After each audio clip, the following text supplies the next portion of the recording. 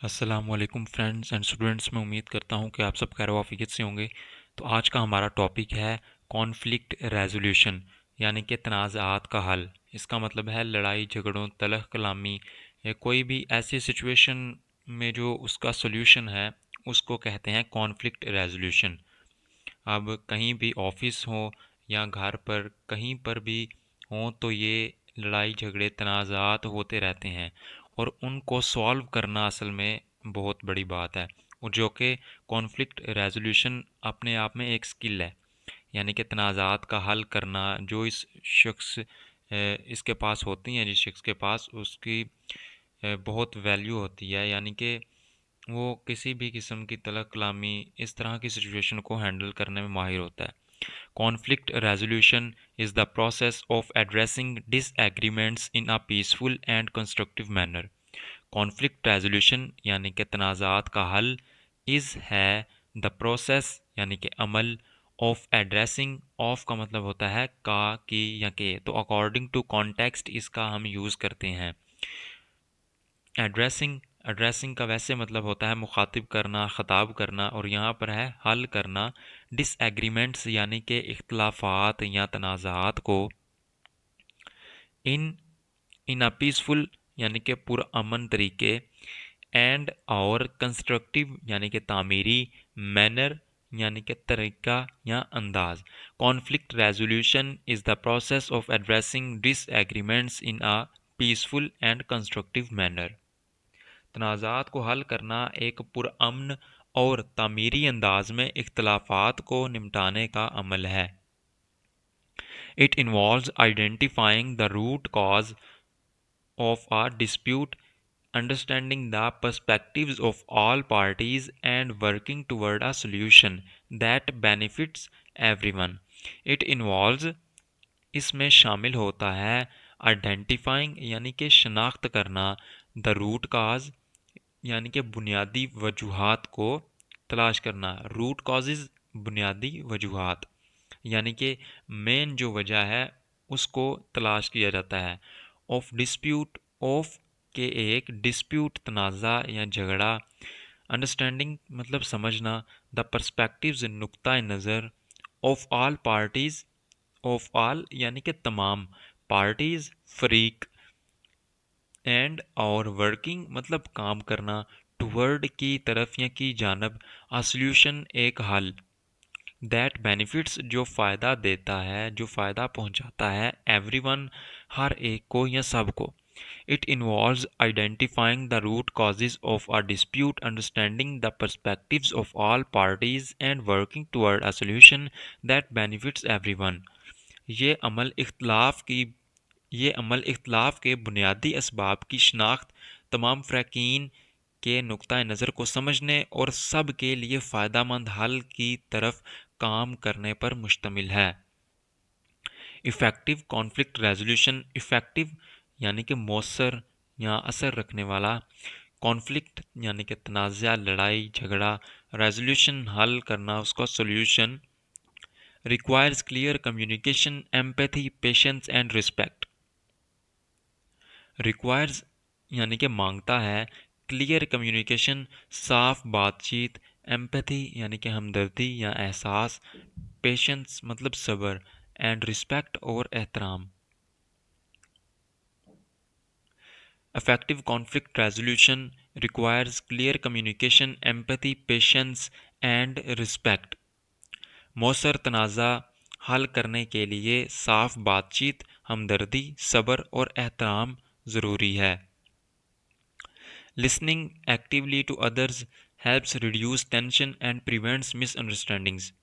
Listening actively यानी कि तवज्जो से सुनना, टू अदर्स यानी कि दूसरों को, हेल्प्स मदद करता है, रिड्यूस कम करने में, टेंशन दबाव परेशानी, एंड और प्रिवेंट्स मतलब रोकता है, मिसअंडरस्टैंडिंग्स गलत फहमियों को। Listening actively to others helps reduce tension and prevents misunderstandings. दूसरों को तवज्जो से सुनना तनाव को या दबाव को कम करने और गलत फहमियों से बचाने में मदद करता है। Negotiation, compromise and problem solving are key skills in this process. Negotiations यानी गुफ्तो शनीद, बातचीत, compromise समझौता करना, and और problem solving मसला हल करना आर हैं की स्किल्स अहम महारतें की मतलब अहम स्किल्स महारतें इन दिस प्रोसेस इस अमल में negotiation, compromise and problem solving are key skills in this process. गुफ्तो शनीद, समझौता और मसला हल करने की सलाहियतें इस अमल की कलीदी या अहम महारतें हैं. When handled properly, conflict can lead to stronger relationships, improved teamwork and personal growth. When handled properly, when handled जब संभाला जाता है, properly ठीक तरीके से, conflict झगड़ा यानी कि जब लड़ाई झगड़ा को हम प्रॉपर तरीके से संभालते हैं, ठीक तरीके से, कैन लेड ले जा सकता है टू स्ट्रोंगर ज़्यादा ताकतवर रिलेशनशिप्स ताल्लुकात, इम्प्रूव्ड मतलब बेहतर, टीम वर्क मिलकर काम करना, एंड और पर्सनल ग्रोथ मतलब ज़ाती तरक्की. When handled properly, conflict can lead to stronger relationships, improved teamwork and personal growth. जब तनाज़ा को दुरुस्त तरीके से संभाला जाए तो ये मजबूत ताल्लुकात, बेहतर टीम वर्क और ज़ाती तरक्की का बायस बनता है. इट आल्सो मतलब ये भी helps prevent escalation, saving time and energy that might otherwise be lost to hostility. helps मदद करता है prevent रोकने में, escalation इजाफा होना, इजाफा, saving मतलब बचाता है time वक्त, and और energy मतलब तवानाई, that जो कि might अदरवाइज बसूरत दिगर बी लॉस्ट खो जाए टू हॉस्टिलिटी यानी कि दुश्मनी या अदावत. It also helps prevent escalation, saving time and energy that might otherwise be lost to hostility. यह बढ़ती हुई दुश्मनी को रोकने, वक्त और तवानाई बचाने में भी मदद करता है जो वरना ज़ाया हो सकती है. Developing these skills is essential in workplaces, schools, communities, and families as it creates a more cooperative, supportive, and harmonious environment where people feel heard and valued.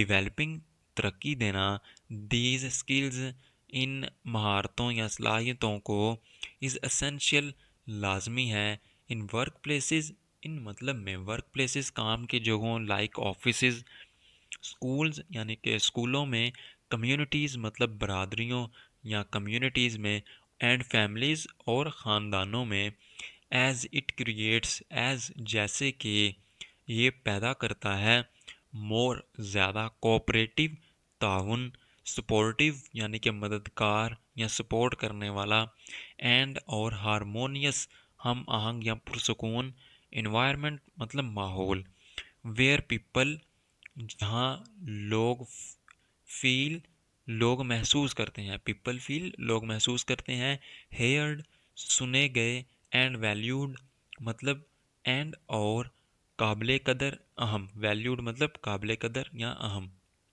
Developing these skills is essential in workplaces, schools, communities, and families as it creates a more cooperative, supportive, and harmonious environment where people feel heard and valued. इन महारतों को फ़रोग देना काम की जगहों, स्कूलों, communities और ख़ानदानों में लाजमी है क्योंकि ये एक ज़्यादा तामुन पर मबनी, मददगार और हम आहंग माहौल पैदा करता है जहाँ लोग खुद को सुना और काबिल कदर महसूस करते हैं. तो फ्रेंड्स, ये था हमारा आज का पैराग्राफ जिससे हमने अपनी इंग्लिश को वर्ड बाय वर्ड ट्रांसलेट करके इम्प्रूव करने की कोशिश की. तो अगर आपको इस वीडियो से थोड़ा सा भी फ़ायदा हासिल हुआ हो तो हमारे चैनल को सब्सक्राइब करें, वीडियो को लाइक करें और उन दोस्तों तक वीडियोस को पहुंचाएं जो इंग्लिश सीखने में कोशिश कर रहे हैं. मिलते हैं नेक्स्ट वीडियो में, तब तक के लिए अल्लाह हाफिज़.